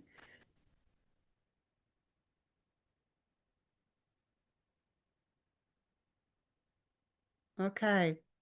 So Patricia's having some trouble. So let's step to the next one. And we have here Sergio Boitrago with us, and he's our area representative for this area in Latin America. Sergio, would you like to step in, introduce yourself, introduce your area, and the next association, please? Colombia. Okay, I am too happy to present Colombia, the ASOGUIAN, the Association of Tour Guides from Antioquia. So Antioquia is a new member of the WFTGA, and today we are going to have Laura Jimenez, that is the president of the ASOGUIAN.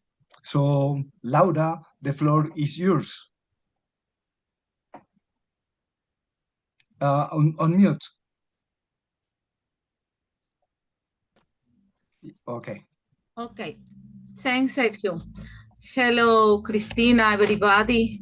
I am very happy to stay here with you, Level International. It's my pleasure.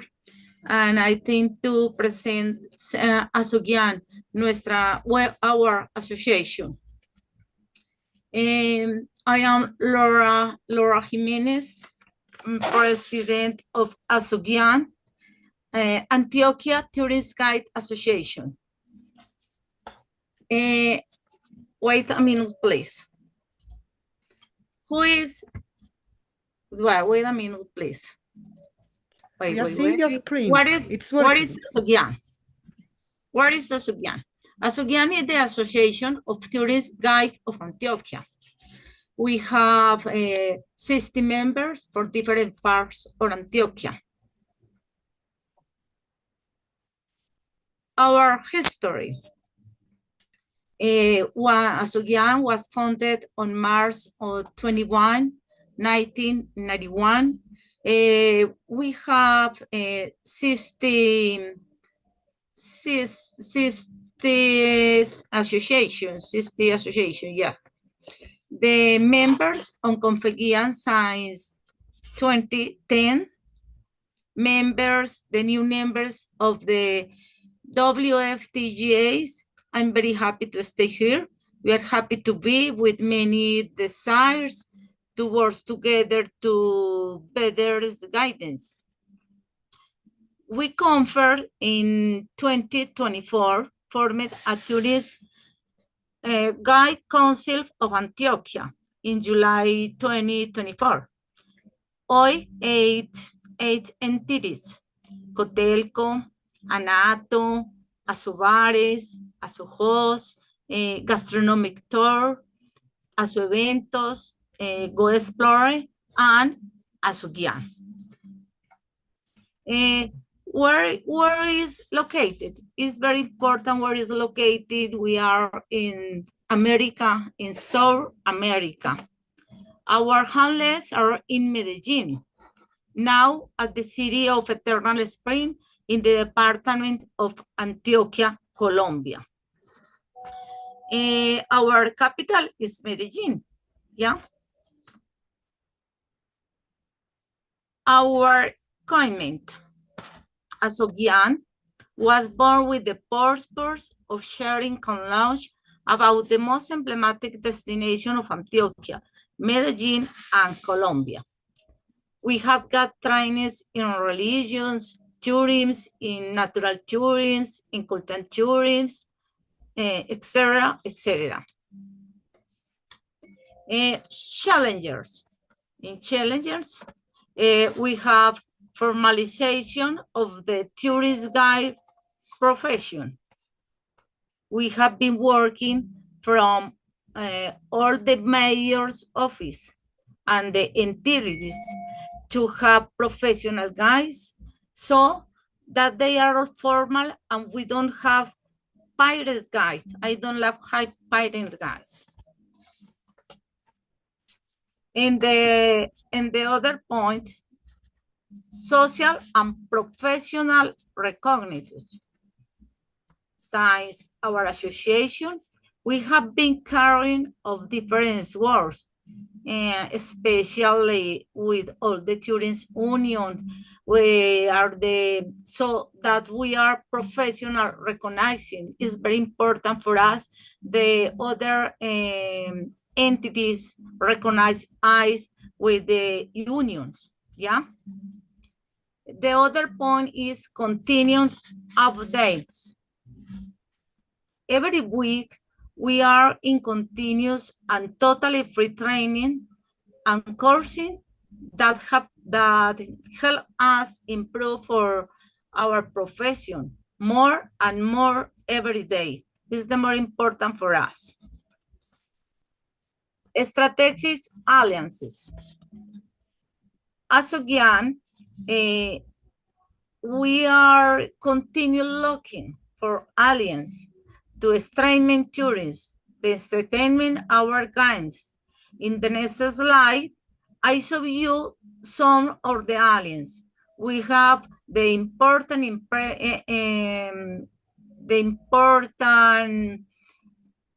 companies that support us in different activities. And competitiveness and differentiation.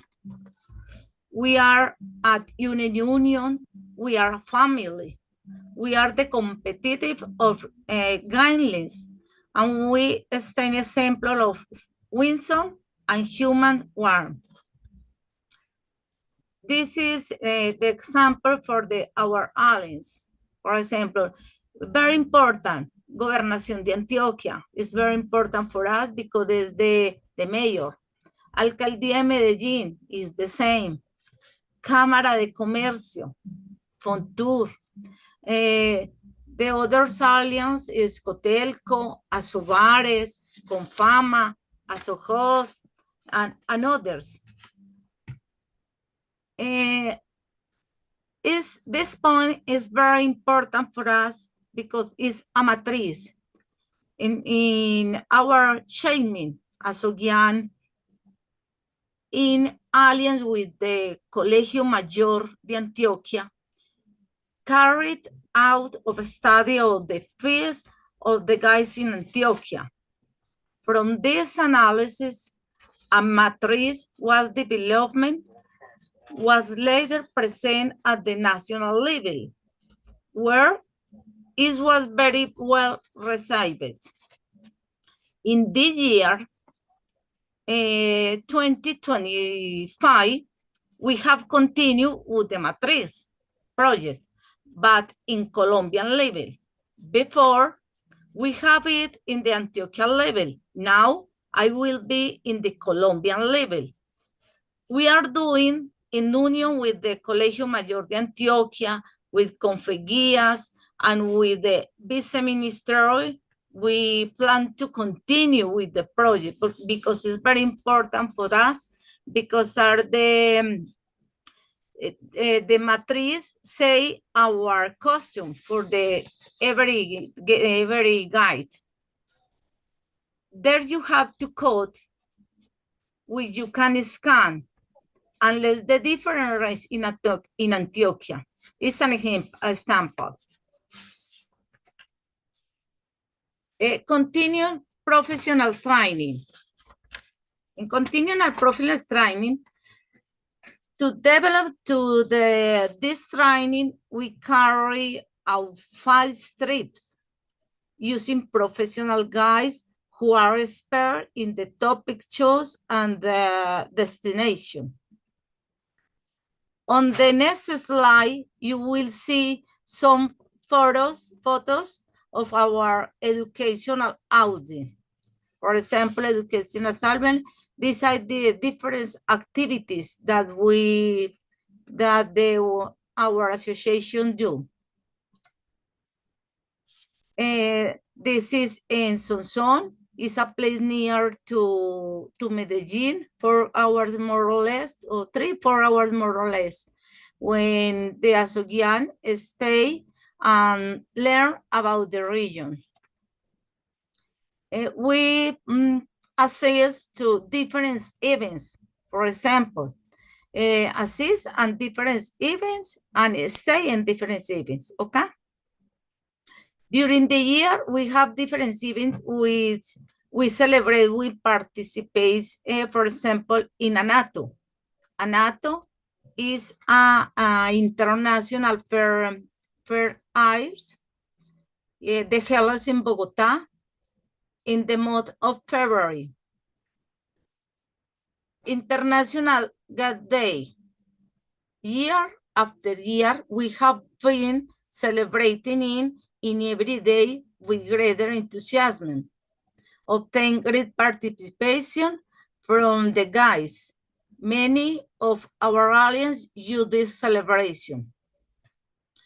And by the 2026, we already have the place where we believe that is the place, expecting an attendance for approximately 600 guys is our, that you want, 6 hours guys. We celebrate our annual Congress of Tourist Guides, an important event for the union. We bring our folklore, for example. Medellin, I have this in this moment, Medellin. This is the picture with different aliens. When we have education, we celebrate the Father's Days, the Father's Days, celebrate the happy birthday of the association. This is a picture for Sergio that was in excursion with different people. And for me, it's a pleasure to stay here because it's the first time. It's the first time, and I intend to stay for many years with you, okay? Well, it's a leave on you, it's the end. I don't prepare more. It's short, but I intend to explain you in English my association, Cristina. No, it's more easy for me because our language is Spanish, but I intend. And for the next year, it's my purpose to learn more English, but to explain to you, Sergio. Okay, thank you very much, Cristina. Remember, my name is Laura Jimenez, President of ASOGUIAN. Thank you very much. Thank you, Laura, for the presentation, for your efforts. We are always in a learning process, we guys, aren't we? So next year, we all speak Spanish too, and then we can all communicate in different languages. Okay, thank you. Thank you. It was really nice, Laura, for your time, for taking time to be with us. And we continue in beautiful Latin America. Patricia was with us. I will share my screen because Patricia cannot actually share. So here she is. I can see her.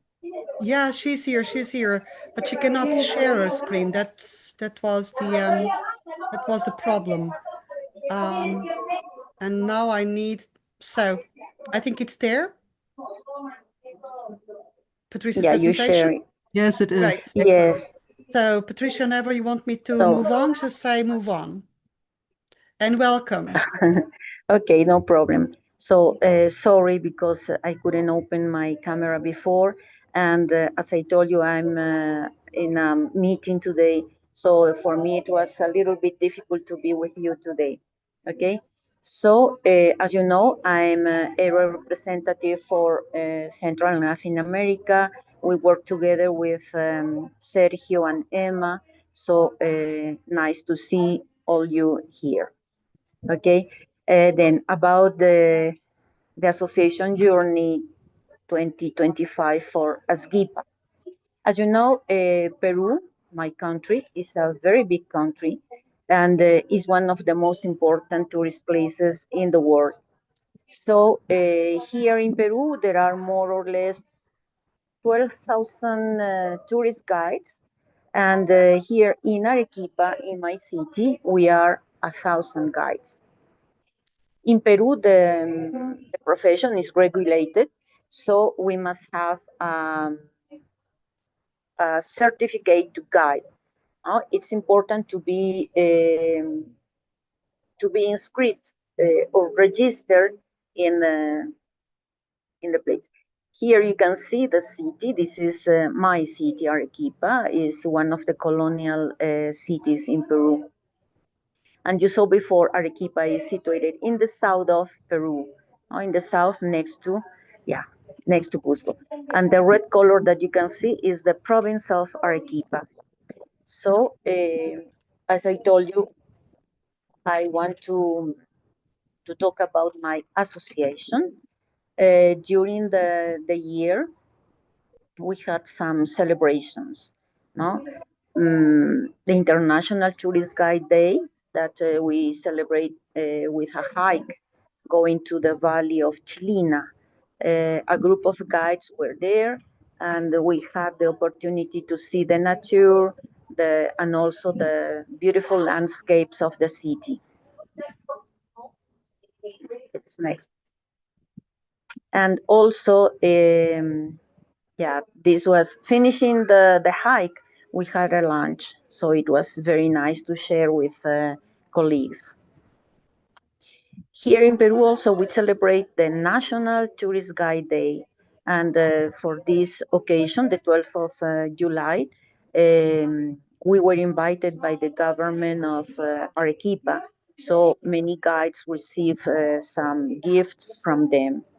This is really very, very important for us. And now talking a little bit about my association. It was founded in 1999, and during these 26 years, we received new guides, and sometimes we also lost some of them. No, we don't stay all the time. Right now, there are 36 guides in my association.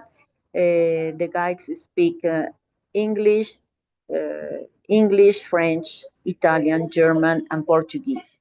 We don't speak too much languages as in Europe, no? But anyway, we are working in the city, and also we go to the Colca Valley, and many of us, we make some transfers to Puno or Cusco.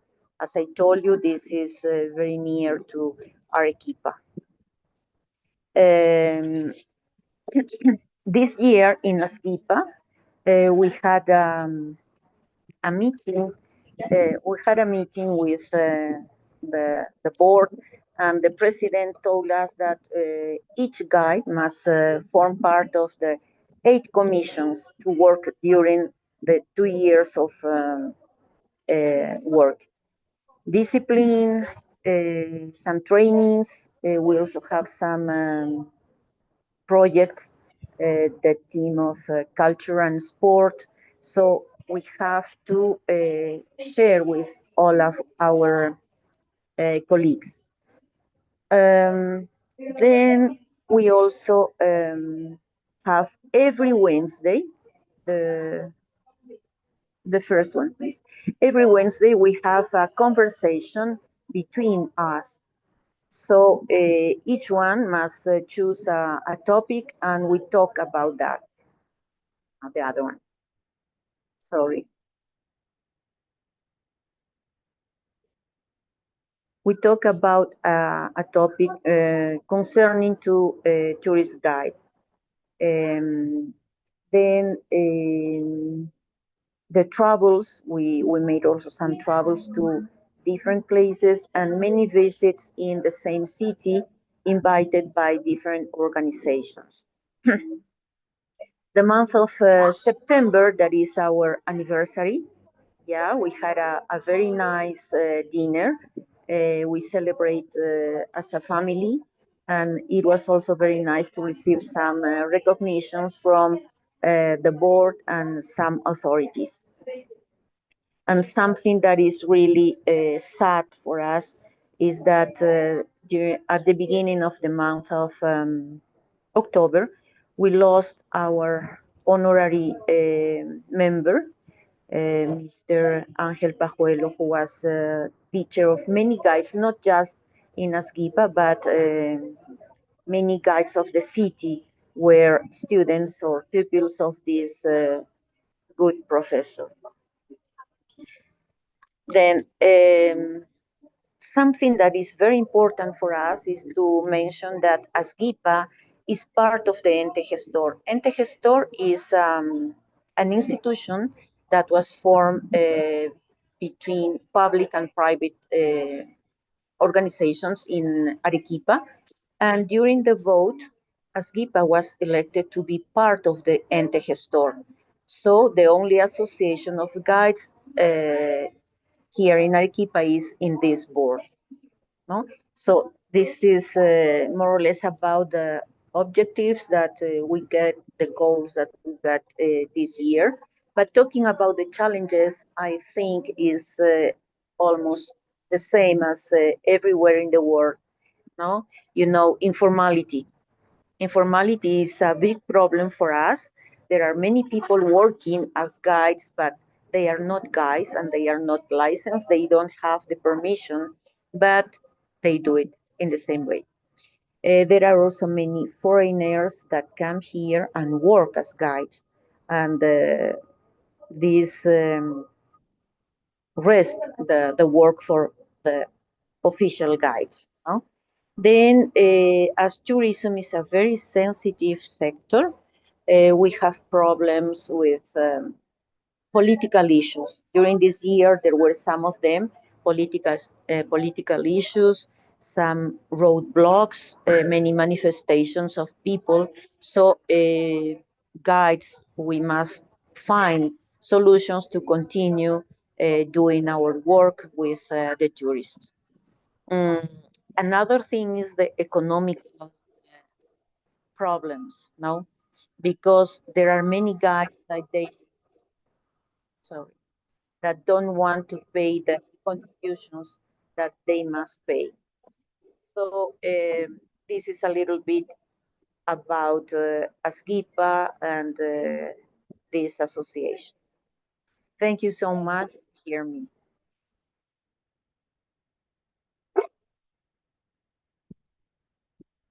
In Peru, here in Peru, we have to study 3 years to be guides. No? And there are some other people that study 5 years, and these are the licensed guides. Yes, and there is also a law that the guide over Peru.